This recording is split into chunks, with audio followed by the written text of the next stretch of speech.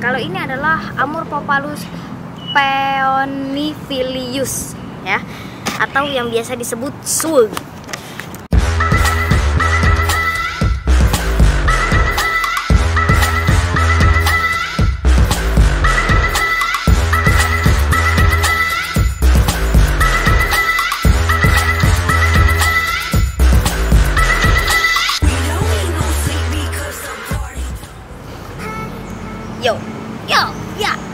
Halo para pecinta poro-poro desa Indonesia, kembali lagi bersama aku Nino Arfan Hendra. Dimana lagi bukan bersama aku lagi, yaitu Nino yang membosankan. Nah ya, jadi di video kali ini kita bukan ngebahas kura-kura, tapi intronya kura-kura itu sangat tidak jelas ya teman-teman. Tapi ini hobi baru. Ini adalah hobi baru, jangan dibully. Kita masih pemula, kita masih belajar tentang tanaman ini. Ya jadi belakangan ini akibat aku melihat berita bunga bangkai di kebun raya Cipanas, kalau nggak salah Mekar, aku jadi ketagihan untuk melihara. Tapi ini versi saudaranya, bukan yang appendix atau dilindunginya. Yang dilindungin itu kan namanya kalau nggak salah Amorphophallus titanium atau titan arum. Nah kalau ini adalah Amorphophallus peonifilius ya, atau yang biasa disebut sulg. Apa itu sulg? Sulg adalah salah satu tanaman umbi-umbian atau yang biasa disebut elephant foot yam. Tanaman ini yang aku tahu berasal dari Indonesia dan banyaknya diternakan di Jawa. Dia adalah termasuk keluarga umbi-umbian. Dia memiliki 4 saudara. Bunga bangkai yang sangat besar itu titan arum, porang, iles ya teman-teman, dan dia sendiri.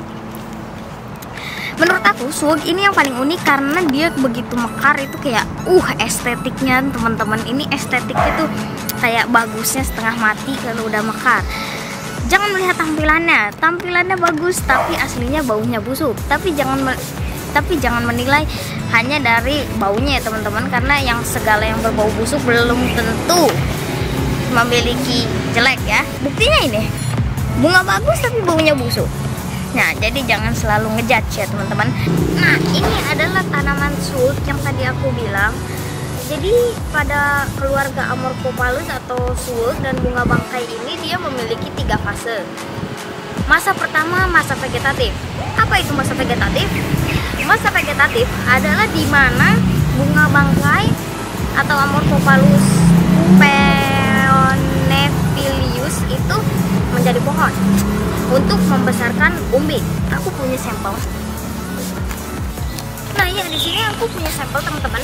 Ini adalah dimana masa sulg vegetatif. Ini aku nggak tahu ini porang atau iles-iles atau sulg. Yang pasti mereka nggak jauh beda ya, karena aku ngambil sampel dari pohonnya doang. Ini adalah pada masa vegetatif. Masa vegetatif itu adalah kalau nggak salah masa pembesaran umbi untuk menjadi bunga ya. Jadi di sini dia akan membentuk pohon seperti ini ya teman-teman. Ini seperti mirip pohon pepaya. Di dalam rumah aku ada yang lebih gede ya teman-teman, tapi ini kita ambil buat sampelnya aja. Dan katanya pohon atau dari umbi sulg ini bisa dimakan, akan kaya manfaat dan vitaminnya ya katanya ya teman-teman. Aku sendiri belum coba karena aku ini terlalu sayang sama bunga bangkai, dan aku tuh kayak seumur hidup belum pernah lihat bunga bangkai, makanya aku kumpulin sebanyak ini. Sampai akhirnya ada satu juga yang mekar teman-teman.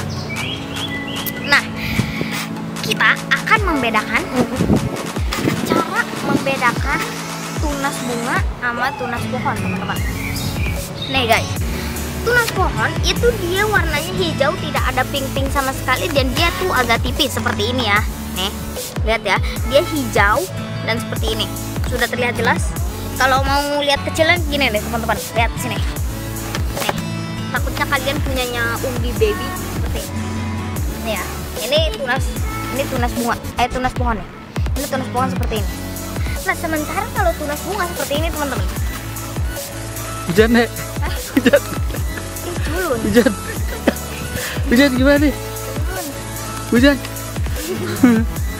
Hujan. Hujan. Ya teman-teman. Jadi ini ketika kulit sulg ini mengelupas, dia tuh kalau tunas bunga tuh agak menggembung dan warnanya agak pink-pink gitu teman-teman. Dan dia itu tidak tinggi seperti pohon, jadi tuh dia lebih kayak bulat lonjong gitu ya, kayak pepaya lah kurang lebih. Kayak buah pepaya lonjongnya dan gemuknya itu. Dan kalau tunas bunga dia hanya lurus, nanti lurus kita ngelupas jadi pohon. Tapi kalau tunas bunga ketika dia naik ngelupas, dia akan keluar seperti ini ya. Nah, sedikit info nih yang aku tahu ya. Jadi suwuk ini yang aku tahu itu budidayanya lebih banyak di Jawa, sementara Amorphophallus titanium atau titan arum itu lebih banyak di Sumatera dan Kalimantan kalau nggak salah ya. Jadi sebenarnya tuh banyak orang yang masih mengira ini tuh bunga Rafflesia arnoldi, padahal itu sangatlah jauh beda. Rafflesia arnoldi hanyalah bunga benalu atau parasit, teman-teman. Rafflesia arnoldi itu jadi tidak memiliki akar, batang atau lain-lain ya. Dia jadi hanya nempel di tanah dan dia itu parasit. Jadi ketika tanaman yang ditungganginya itu mati, maka Rafflesia arnoldi pun ikut mati. Dan ada satu pertanyaan lagi, sebenarnya bunga bangkai yang tinggi seperti di kebun-kebun raya atau botanical garden sama Rafflesia arnoldi itu gimana sih? Lebih besar mana sih? Orang mengira pasti gedean bunga bangkai yang katanya kayak di kebun raya. Padahal sebenarnya itu tuh bukan bunga. Seperti yang kalian lihat, kalian tahu nih, coba di shoot seperti ini. Jika nanti akan mekar, dia akan nanti kalian pasti ngelihat yang seperti bunganya mekar dan sekelilingnya merah itu. Sebenarnya itu bukan bunga, itu adalah daun yang dimodifikasi seperti daging mentah atau daging busuk yang bernama spade. Nah, jadi gimana sih bunganya? Nanti di next video kita akan bahas ya, karena ini belum mekar. Jadi sebenarnya bunga bangkai atau yang di botanical garden itu yang di kebun raya itu hanyalah sekelompok bunga kecil yang terdiri atas bunga jantan dan bunga betina. Nah, jadi ini tuh sebenarnya bukan bunganya guys, atau ininya nih yang ungu itu juga bukan ininya ya, bukan bunganya. Jadi bunganya nanti nih ada di dalam sini. Jadi katanya zaman dulu itu ilmuwan ngira bunga bangkai ini tidak bisa berserbuk sari sendiri atau harus dibantu sama bunga bangkai lain. Padahal ini nih ada kemungkinan 11% bunga bangkai itu bisa menyerbukan dirinya sendiri nih ya. Ini bunganya nanti ada di bawah sini, terdiri atas bunga jantan dan bunga betina. Nah, jadi gimana sih yang menghasilkan bau dari si bunga bangkai atau titan arum ini atau suwuk ini? Nah, ini dia. Ini menurut aku ini adalah tongkolnya ya. Jadi ini yang pernah tercatat suhu tertingginya itu 30 apa 40 derajat Celcius gitu. Nah, jadi nanti dia itu akan mengeluarkan bau seperti busuk, dan nanti untuk membantu penyerbukannya dia akan menarik kumbang karnivora atau lalat. Jadi nanti dibantu ya untuk penyerbukan serbuk sarinya. Ya, jadi itu teman-teman. Jadi sebenarnya ada fakta unik dari bunga bangkai atau suwuk ini. Kita menanamnya itu lama, sangat lama, tapi waktu mekarnya sangat luar biasa singkat.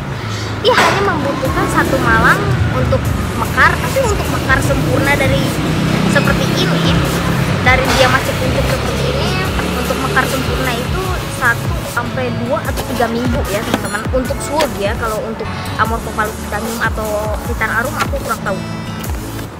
Tapi katanya hanya butuh waktu, kalau udah kayak gini mekar malam-malam, dia mekar hanya butuh 1 malam atau 24 jam doang. Tapi waktu mekarnya luar biasa singkat teman-teman. Ketika dia sudah mekar, dia akan layu. Jadi bunga bangkai atau suwuk ini termasuknya rentan. Jadi tuh, menanamnya lama tapi hidupnya luar biasa singkat. Itu teman-teman fakta dari bunga bangkai ini. Nah, jadi katanya kan umbinya bisa dimakan dan rasanya itu memiliki rasa yang unik ya. Tapi untuk menjaga kelestarian atau populasi ini, aku menyarankan teman-teman mohon untuk budidaya saja, jangan dimakan atau diapakan, karena ini termasuk walaupun bukan bunga langka, apa salahnya kita ngejaga kelestariannya daripada nanti udah punah baru dijaga, kan nanti nyesel. Nah, jadi nanti ketika bunga bangkai ini sudah layu, dia akan mempunyai buah atau sporanya. Jadi sporanya itu nanti ada di bawah sini. Jadi nanti bunga jantan dan bunga betinanya itu menjadi buah yang berwarna merah kalau jika sudah matang. Tapi umbinya kan bisa dimakan. Tapi enggak ya, jangan buahnya. Kalau buahnya dimakan itu katanya mengandung racun dan bisa berbahaya untuk kesehatan manusia. Untuk kalian yang mau tahu, yang aku baca di website, aku kan demen belajar ya kalau misalnya lagi hobi. Aku yang baca di artikel itu katanya ini dari proses biji atau sporanya sampai jadi bunga bangkai itu bisa sampai 10 sampai 20 tahun. Nah, selama itu kan nunggunya gitu teman-teman. Oke teman-teman, mungkin cukup sekian dulu video dari aku. Terima kasih banyak yang nonton. Jangan lupa like, comment, dan subscribe, dan lestarikanlah bunga bangkai. See you di next video. Bye.